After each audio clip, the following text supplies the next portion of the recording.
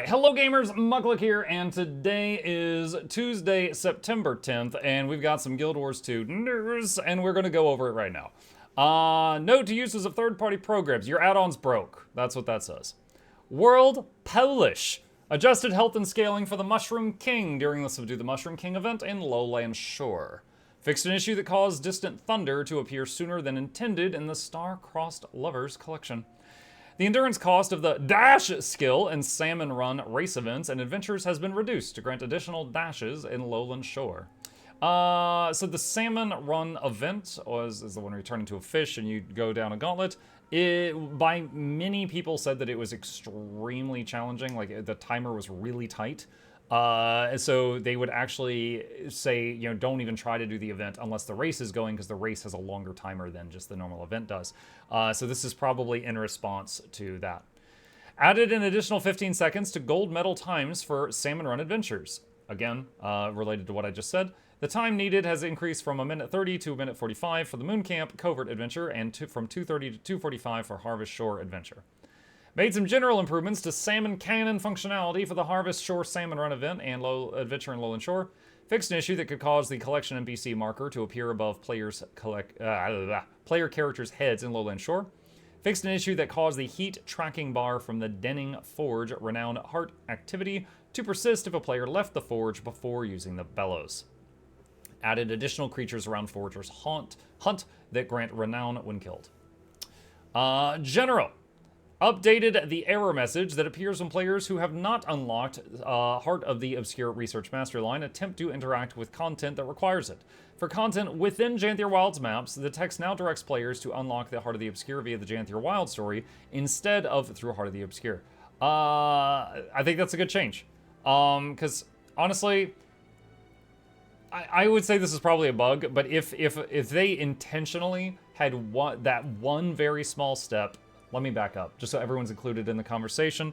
One, you're playing the Janthier story. There is one small step where you combat a rift, which was a big thing in Secrets of the Obscure. So if they had one part of the Janthier story that just stopped you, and like you hit a wall, and you had to go buy Soto to get past that wall, that would feel very sketch, and I'm glad to see that that's been corrected.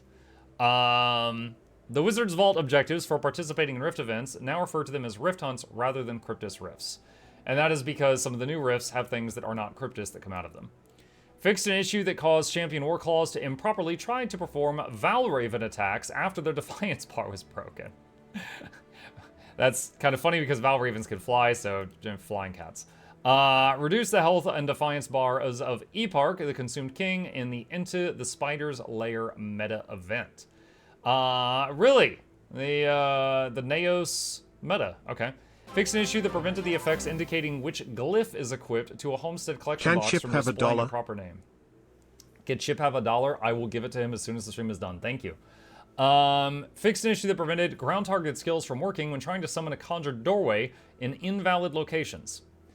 I actually saw that once. There's some floating rocks in Inner Naos, and if you land on one of them on your sky scale and try to open the door to your homestead, it doesn't work because there's no path to the ground. Which is odd, but that's how it is. Or was. The Handiwork workbench in Hearth's Glow can now only be accessed by the homestead owner to prevent an issue that caused decoration crafting to consume the guest materials but create the decoration for the homestead's owner. Lol. Fixed an issue that prevented accounts that have only been upgraded with Guild Wars 2 Janthier from being granted access to the Raptor. Fixed an issue that prevented some infusion's visual effects from stacking when switching maps. And fixed an issue that allowed players to summon the Warclaw mount in unintended combat scenarios.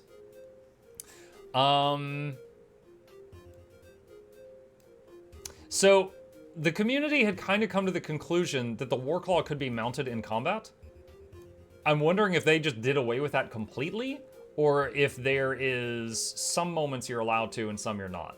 Like, for example, there is, some people in my chat said it was an issue in raids. I hadn't heard that. Okay, that makes total sense, because in Path of Fire raids, that's wings 5, 6, and 7, you can use mounts in between the bosses to get around. If people were using them to mount during bosses, I could totally see how that could be problematic. For example, if you're on your mount and some big attack hits you, it hits the mount's health bar, not yours. So for a common practice, when you start the fight versus the Earth Gen, is everybody mount up, and then the first attack he does right when you engage hits the mounts, and you all get dismounted, but then you're full health. So if you could just jump on the mount anytime you needed to, it'd kind of be like having a human shield. your poor cat just crying every time you summon it. Okay, that makes sense. Lowland Shore. Increase the event cycling time following completion of the Defeat the Rotling before it raises the area event. Fixed an issue with the event UI for Escort Winding Can't as he looks for his lost spear. Fixed an issue that caused creatures in the Defeat the Rotlings to save the Astral Ward Scout event to scale improperly. Fixed an issue that prevented some players from interacting with bulls and keep the troll party from getting out of hand events. Fixed an issue that occurred when using cheer skills while sitting in the Sleuth Brawlfield stands. The pet interaction text for many of the animals in Lowland Shore is now properly the verb rather than the noun in non-English languages. Fixed an issue where the achievement from displaying numbers correctly. Fixed an issue that prevented markers in the Destroy the Pollutants and Cover Yourself in Rot and Get Examined by the Ward event from being removed. Which, that sounds like such a poor way of doing that. Fixed an issue that prevented the rot effect from being removed from all players upon completion of Destroy the Pollutants and Cover Yourself in Rot and Get Examined by the Ward event. I'm gonna stop saying the phrase fixed an issue. Let's see. Fixed prevented the Bog Queen from vanishing after defeat the Bog Queen after she floods the area with maggots, failing. Fixed Bog Queen's name vanishes from the UI during defeat the Bog Queen before she floods the area with maggots event. Fixed prevented the energy beams from vanishing after the maggot squishing phase concluded during defeat the Bog Queen. Lowered the scaling for the maggot squishing phases during Defeat the Bog Queen before she floods the area with maggots event. Fixed a server crash that could occur during the Defend the Coden from the Bog Bodies while they gather peat event. A server crash? Wow. Yeah, I've done that event maybe 3 times. I just never saw that. Warclaws and Warclaw Cubs at the Journeykin Outpost now play an animation when petted by players completing Renown hard activities. Oh my gosh, they buffed petting the cats. Fixed an issue that caused Warclaw scat at the Journeykin Outpost to float. I mean, some poop floats. I mean, if they told me that wasn't a bug, I'd be like, okay. Fixed an issue that prevented hiding Titan spawn from respawning and coursing upland. Fixed an issue that caused a conversation in Roaring Falls to loop on itself. Fixed an issue that caused corrupted ice shard bundles for the Star-Crossed Lover's achievement to have incorrect respawn time. Fixed an issue that prevented multiple players from turning in Warclaw Cubs simultaneously during the Get the Warclaw Cubs back in their pens for the Eat the Cabbages. Yeah, that one, you had to have, like, everybody was spam clicking the turn in, but it would only take one at a time. Fixed an issue that prevented post-completion UI timer from appearing during Get the Warclaw Cubs back in their pen before the Eat the Cabbages event. Fixed an issue that caused only 11 out of 12 Coden Cubs to be available during the Lowland Shore hide-and-seek adventure. That's so troll. Fixed an issue that... I can't find the 12th kid. He's just gone. Fixed an issue that sometimes prevented the fish transformation from being removed from players who had not completed the Salmon Race event. I just assumed that that was the race change that people have been asking for years. They're fish now. Fixed an issue that prevented the scoreboard from updating with the latest completion time for Lowland Shore hide-and-seek adventure. Endurance refreshing orbs and Salmon Race run event and adventures now also refresh the player's flop charges. Fixed an issue that prevented rangers from summoning their pets after completing salmon run races or adventures. I experienced that once. I just switched templates and switched back to fix it, but that was weird. Fixed an issue that prevented a wisp from crossing the stream while completing the search below the lake near the shore that's home to drakes. Hint in the Tales of the Lowland Wisps collection. Fixed an issue that caused the Autumn Vale's Renown Heart NPC, Shading Willow, to take a Shade Rock Salamander when players choose the option to turn in a Mohawk Bream. I got nothing. Fixed an issue that allowed the Savant of Dance achievement to be awarded early during Dance Among the Coden event. You have to earn it. Fixed an issue that prevented some players who unlocked the Cryptid Chase collection from earning progress on other characters. Janthier Sentry. Fixed an issue with a fishing node in Janthier to spawn outside map boundaries. Fixed an issue with resource nodes in Janthier spawning outside map boundaries. Fixed an issue sometimes causing bloodstone elementals in Janthier to revert to their default pose when killed. Yes, the T-pose. Fixed lurking and unlurking animation issues that affected several of the ghost animals and assist Ecto's paranormal research event. Fixed an issue that caused the failure announcements for Stop Greer from Draining Bloodstone and Stop Decima from Draining Bloodstone events to play twice. Added an announcement to the Stop Greer from Draining Bloodstone event to clarify that Greer's Titan spawn must be eliminated to expose his Defiance bar. Updated Greer and Decima's Warclaw checkpoints to indicate the next checkpoint in the sequence. I assume that's like when you're running laps around them on the Warclaw and it's showing you the markers that you have to hit to chain them up. Reduce the radius of Greer and Decima's Warclaw checkpoints to more closely match visual effect. Slightly increase the spacing of Greer and Decima's Warclaw checkpoints to reduce overlap. Fixed an issue that prevented Warclaw checkpoints from recognizing the player if they were standing in one when first using Chain Pull on a Titan. Fixed an issue that caused interactive plants in the Help the Coden Gather Forage Plants and Animal Meat events to remain interactive after the required amount had been turned in. The map portal to Lowland Shore now correctly displays its name. I assume that's the one in the Homestead? It is no longer possible to trigger... Oh, wait, no, this is from in Janther Century. Never mind.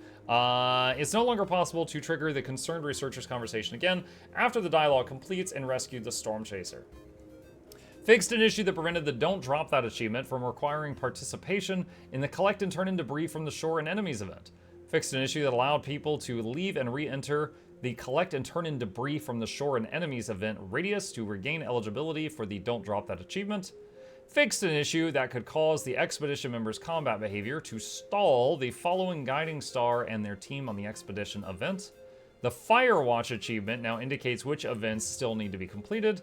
Boss cameras have been standardized across several events. I wonder if that's going to like zoom out so you see more, which sometimes happens in like raids and stuff. Fixed an issue that caused dialogue heard when approaching any of the Help the Code and Gather Foraged Plants and Animal Meat events to repeat excessively. I have seen that one, that was annoying. Fixed an issue that prevented the boss enemy and the Follow Guiding Star in the Team in the Expedition event from despawning correctly. Always great getting a good summary of issues and comments from the great Mr. at Muckluck. Thank you again for all the fun and excitement, D. You're very welcome, SM Fox. Thank you for the sub. Fixed an issue that prevented some enemies in the Clear Rising Blooms Garden of Mistburned Flowers event from being aggressive toward players. Fixed an issue that prevented animals in the Help the Code and Gather Forage Plants and Animals Meat event from consistently dropping meat when defeated. They're not supposed to consistently drop meat. Fixed issue that caused some enemies in Help Gleaning Cops clean up the rotting plants and clear out rotting enemies events to display incorrect lurking animations. Fixed an issue that caused Curious Remedies dialogue during the Collect Affected Flora Samples for Curious Remedies research event to come from the wrong location. Disabling a Mursat relic no longer rewards double progress toward Hero of the Woods. Yeah, that was... I kind of figured that was a bug. Because it was like, you know, disable 30 of them, and every time you would disable one of them, you would get credit for 2. Rising Bloom no longer retains the Poetic Justice Achievement eligibility notice after the Clear Rising Bloom's Garden of Mistburned Flowers event ends. Fixed an issue that prevented Clear the Infestation of Grubs from granting Renown Heart Progress on completion. More events in and around Festering Basin and Janther Century now grant Renown tokens. Holy crap. Okay. I kind of feel lucky because of all the bugs that we just read. I think I had seen like less than 20% of those firsthand. Holy cow.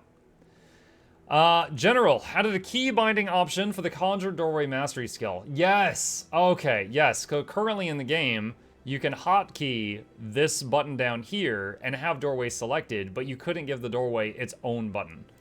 I am very happy for that change. Alright. The Lowland Code and Expertise effect can now be purchased once per character each day, rather than being limited to once per day per account. Oh. PvE Warclaw Uncover added a slight cooldown between uses to prevent adverse effects. Fixed an issue that caused skill 3 to flash endlessly. I saw that one. Glad to see that fixed. Yeah, the 3 skill was just blinking constantly. Homesteads. Fixed an issue that caused several glyphs to grant fewer bonuses than expected when applied to the Harvest Collection box.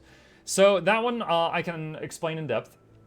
Glyph of Volatility, for example. If you use it on a tree, when you hit the tree, you do hit, hit, hit. It takes 3 hits, and then it chops the tree down in most cases. So you'll get the volatile magic 3 times. Mining, tap, tap, tap, you get volatile magic 3 times. But harvesting, like gathering crops, you just do 1 hit. So it gives you triple the amount to match the others. In the Homestead, when you use the box of the volatile glyph to harvest everything, you were getting like a fraction of the normal amount of volatile magic. And that was probably because they didn't have it tripled for crops. Like, it was working fine for logging and fine for mining, but the gathering, it was giving less than intended. So hopefully this fixes that. Updated the handy worker crafting level unlocked at each tier of the homesteading mastery to reach mastery to match mastery descriptions. This change will retroactively affect players who have already unlocked homesteading mastery tiers. Decorating. Fixed an issue that prevented place decorations from being edited, and the instant ground targeting mode setting was enabled. Convergences reduced the damage and bleeding stacks of Umbriel's Rending Storm. Reduced Umbriel's maximum health. Personal story. Fixed an issue in the Norn version of the prologue Tyrian Alliance story chapter that could prevent the map marker indicating Scarty's location in Holbrack from being displayed properly. Relocated the Shining Blade Guard, who directs players to speak to Countess Anise during the human version of the prologue, Tyrian Alliance story chapter further from the Queen's Throne Room entrance to avoid confusion. I didn't even consider that, because yeah, the first part of the prologue for me was to go to Radasum and chat with one of my college buddies. So I guess each race probably goes to their capital city and has some slight differences there. Fixed a rendering issue that affected interactive books in the Unknown Territory story instance and Lowland Shore. The door in Moon Camp Covert in the Unknown Territory story chapter instance now has visible names to identify them as interactive objects. Fixed an issue in the Unknown Territory story chapter that caused the captured Warcall's rope lead to become improperly detached if the player transformed. Corrected text in the Unknown Territory story chapter that swapped the names of the Bonfire Lodge and Journeykin Pins points of interest. Fixed an issue in the Unknown Territory chapter that prevented dogs from being petted. Thank God! Fixed an issue in the Diplomacy and Discovery story chapter that could cause Malice to interrupt herself. Fixed an issue in the Home Sweet Home story chapter that allowed destructible objects in the first story instance to be damaged prior to being tasked with cleaning up the homestead, which could stall the instance. Corrected text in the Home Sweet Home story chapter that used an outdated terminology and a hint directing players to a particular area of the crafting tab. Extended the instance boundaries of all story steps that take place in the homestead environment to allow players to reach the portals to other maps, preventing them from being stuck in the instance. I did not get stuck in there, but I did hear of a few people that did. They didn't have the leave instance button, so they just kind of logged out and back in to fix it. But it was like a brief moment of panic. Fixed an issue in the Strangers Among Lands story chapter that prevented Counselor Ludo and Asura players from having an appropriate view from their podiums during the Tyrian Alliance emergency meeting instance. Yeah, so the podium is the same height no matter what race you play, but if you play Asura, they give you an apple box to stand on so that you can see over the podium. But there's a later part where you come back to that meeting room and your box isn't there. So you don't have a box to stand on, so you can't see over the podium. Fixed an issue in the Strangers Among Lands story chapter that prevented certain conversation options with Livia in the Tyrian Alliance emergency meeting instance from being logged in the chat box. Fixed an issue in Strangers Among Lands story chapter that caused the optional step to speak to the Tyrian Alliance delegates in the emergency meeting instance to complete before everyone could be spoken to. Added an occasional pop-up hint of the storm clouds over Janthir's story chapter to inform players who dropped the bow bundle used during Index Sickly Wildlife Health and Slithering Outskirts step where to get a new one. Corrected text in the Storm Clouds over Janthir chapter to reflect the correct map sector Poised Arrow can be found in, and corrected text in the Storm Clouds over Janthir chapter that directs players to talk to Arid Esker and referred to Storm Research Camp in Janthir Century by an outdated name. Fixed an issue in Against the Wall story chapter that caused Poised Arrow to become stuck inside collision boundaries. Fixed an issue in Against the Wall that caused a Warclaw race checkpoint to reappear during subsequent uses of chain pull on the boss. Added additional fail-safe measures in the Against the Wall story chapter to prevent the boss from being killed prematurely and blocking progression. Added an achievement eligibility effect for the electrical interference achievement when the player is in the story instance. Fixed an issue that caused eligibility for the Seed Savvy achievement to be removed by manually dropping the seed bundle rather than upon taking damage. Fixed an issue that prevented conductive mineral deposits from displaying story markers in storm clouds over Janthier story chapter. Oh my gosh, I'm glad to get through that section. Well, I mean, it is the first patch after an expansion. There's gonna be a lot of little bugs they found, and it's nice to see them squashing them. Items. Increase the amount of Rift Essence awarded when using Fine Masterwork and Rare Motivations. Adjusted the Bearkin War Helm's default dies. Updated the name of the Janthier Wilds Hero's Choice Chest to Janthier Sentry Hero's Choice Chest. Zoteric in Hooligan's Route in Lion's Arch now sells unique rewards from previous bonus events. These items may be offered again as achievement rewards in the future, but we cannot guarantee that the associated bonus events will occur again or that these rewards will be offered when and if they do. New items will be added to Zoteric's inventory once a sufficient amount of time has passed since the associated event. Interesting. I'll have to go check him out and see if there's anything of note there. Updated mini Mr. Ribbington's item icon to properly display his hat. I believe that's the frog that has the top hat. Fixed an issue that caused the Heat Core infusion to display incorrect values for its power and agony resistance. That's the infusion that comes with the Falling Star Spear. I recently did a guide on getting the Ascended Spear, Glove, and Infusion from the Wizard Vault. It unlocks like a little quest line. It's actually pretty fun, and it's short. But you do the quest line, and then you get the Spear, the Glove, and the Infusion. And the Infusion had power and agony resistance on it, but the numbers that were on it were flip-flopped from the numbers you actually got from equipping it. The Falling Star Spear and Meteor Wielder's Glove acquired from the Falling Star Quest license now have selectable attributes. Very nice. So the part of the video guide I made that talked about Mystic Forge stat changing is completely irrelevant now. Love making a guide for something and having it go out of date in 3 days. That's my favorite. The birthday vendor in Lion's Art. Honestly, it's a good change. It's a good change. It sucks for me, who just made a video on there's something that's not correct, but it is a good change. The birthday vendor in Lion's Arch will now reward players who have celebrated their 10th birthday in Guild Wars 2 with the Dragon Decade Spear skin, which has the same appearance as the Dragon Decade Staff skin. The birthday vendor in Lion's Arch will now reward players who have celebrated their 5th birthday in Lion's Arch, the Luminous Partisan Spear skin, which has the same appearance as the Luminous Pillar Staff skin. These are, I think these are both staff skins that look similar to spears, and now you can use them as spears also. Adjusted the description text for the Lowland Shore and Janthier Century Renown tokens to provide more information on their usage. Fix the attribute prefix selection and attributes given on the Knotted Rope Ring, Ring of the Crustacean, and Wood Rune Ring. Fixed an issue that caused several raid homestead decoration recipes to be listed for the wrong price. Recipe, Sigil of Demon Slaying, no longer drops if the player knows the recipe. Updated items can be deployed to provide beneficial effects, such as Feast, to display a preview of the effects they provide. Oh, that is nice. So Feast will now, okay, that is so good for newer players. So they will now say what the food buff does. That is so good. I like it. See, that's a good quality of life change I didn't even know I needed. Structured PvP. The beta event for the new Push game mode starts today. The beta map will be active during the mini-season that starts today at noon Pacific time and run until 5 p.m. Pacific time on September 23rd.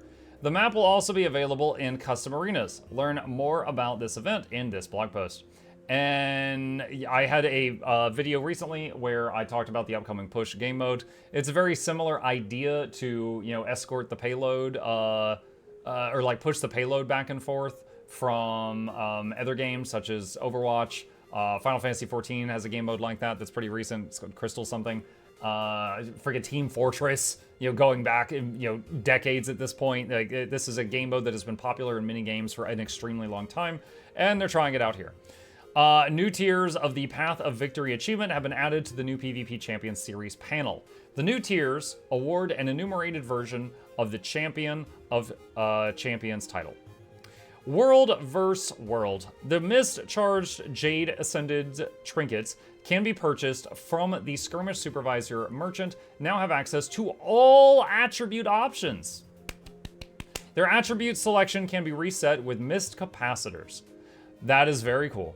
The Skirmish Supervisor and a permanent portable provisioner merchant now offer items in exchange for the Canthan crafting material coffers and desert crafting material coffers.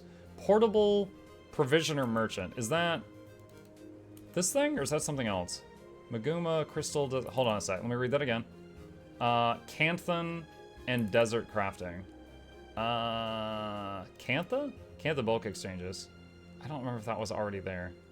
There's Cantha, there's Desert, but I don't recall if these were already here or not. So that might be referring to the Portable Wizard's Tower. You know what? I'm going to get ahead of this right now. Right now, someone is furiously typing, oh my god, that inventory. Look, here's enough room for you and your opinion. I'm just going to set you in the future. You know who you are. Shut up. Okay, back to the notes. All right. Where were we? Hero weapons are now available from the Skirmish Supervisor as a one-time purchase for players who have unlocked the associated skin. Woad armor skins are now available from the Skirmish Supervisor. Fire Shattering Bolt increased the power coefficient from 5.6 to 6.4. Fire Reinforced Shot decreased the cooldown from 40 to 32 seconds. Increased Warclaw's Chain Pool skill damage to 1000. Decreased Chain Pool's cooldown to 1 second. Profession skills. Spear fixed an issue that prevented the appropriate impact animation from playing when a character lands at high velocity. No. General, Relic of the Stormsinger, fixed an issue that prevented this relic from working with certain skills. Thief, Shattering Assault, fixed an issue that could prevent this skill from canceling auto attacks when it applied stealth to the player. Engineer, Roiling Skies can now strike down targets. Amplifying Slice, fixed an issue that caused the skill to unintentionally evade. Devastator, this skill now evades. Okay. Guardian. Solar Storm now displays red warning rings instead of orange when used by an enemy player. Symbol of Luminance fixed an issue that occasionally prevented this skill's audio from playing. Helio Rush fixed an issue that occasionally prevented this skill from granting the illuminated effect even if an enemy was struck. Mesmer, Phantasmal Lancer, fixed an issue that prevented the skill from summoning a phantasm when used on an evading enemy, and Echo of Memory, exact same thing. Revenant. Alright, I think we can all expect some nerfs here. Let's find out. Abyssal Blot updated the damage skill facts to be accurate in PvP and World v World. Okay, tooltip fix. Abyssal Strike reduced torment duration from 6 seconds to 4, and the Abyssal Raise cooldown reduction from 1.5 seconds to 1 in PvE. Double small nerf.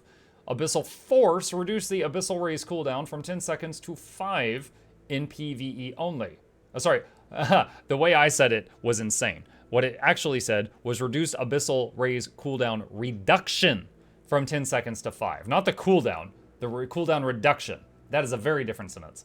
Abyssal Raise reduced torment duration from 6 seconds to 4. Now, for anyone surprised by this, let me explain really quickly.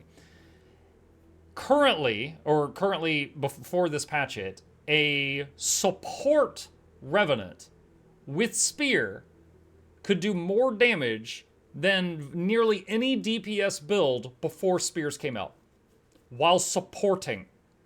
That is how insane the Revenant Spear kit was this last week. This is not a surprise. I will see if this is enough to get it at the right level. Maybe this is not enough. Maybe this is too much. I'm not saying it is or is not. I'm just saying it is not a surprise that they're nerfing Rev Spear. It has been wild. It has been absolutely wild. Okay. Warrior. Heightened Focus. Fixed an issue that prevented this trait from functioning with Spear burst skills. Path to Victory reduced attack range from 450 to 240.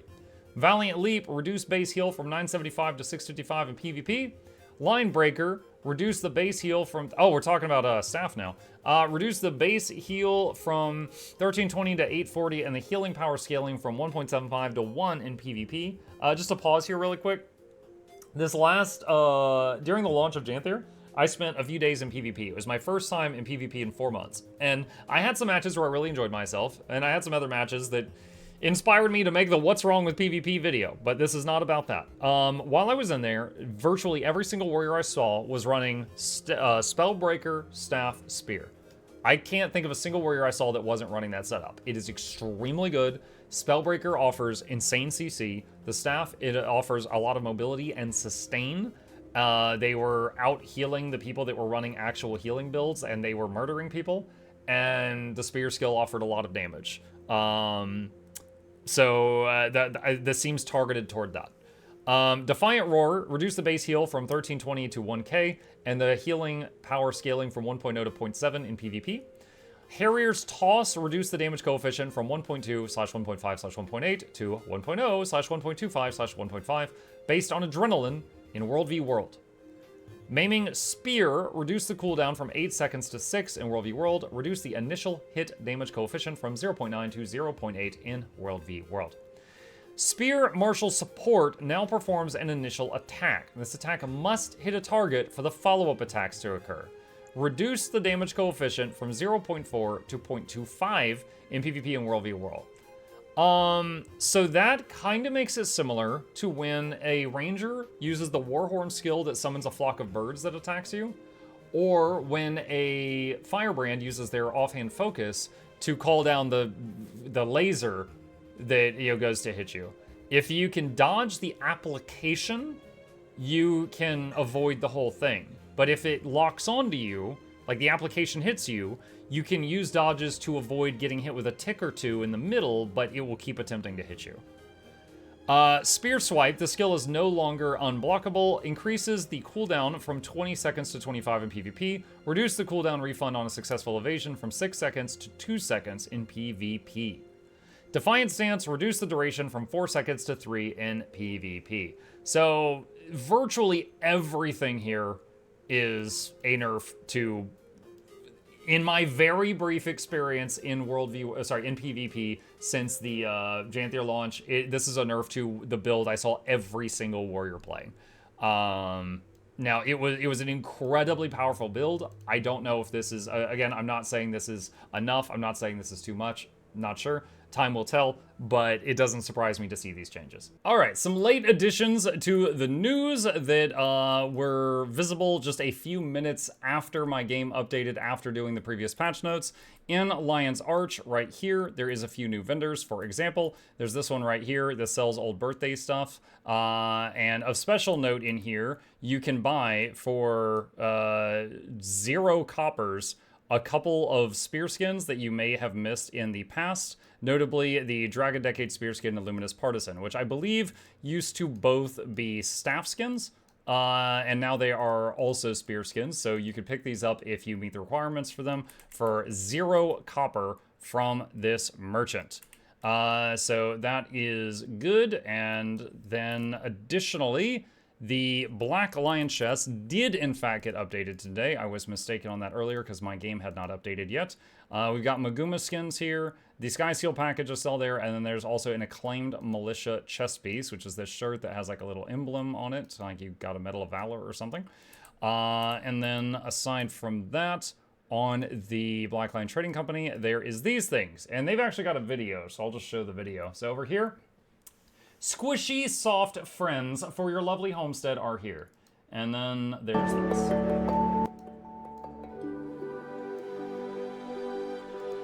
I feel like Iron Maiden is gonna lose her mind when she sees this stuff. This, to me, just screams Iron Maiden. Oh my lord. There's the Acclaimed Militia chest piece on taller people.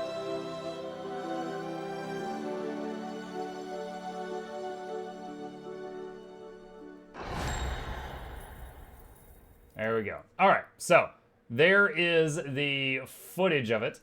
And let's see. Plush Pals Homestead Package. Sweet and precious fluffy pals who keep you company and even soothe you after a nightmare with their cuteness. Our first Homestead Package includes the Plush Quaggan Pal, Plush Choya Pal, Plush Bird Pal, Plush Bearhead Pal.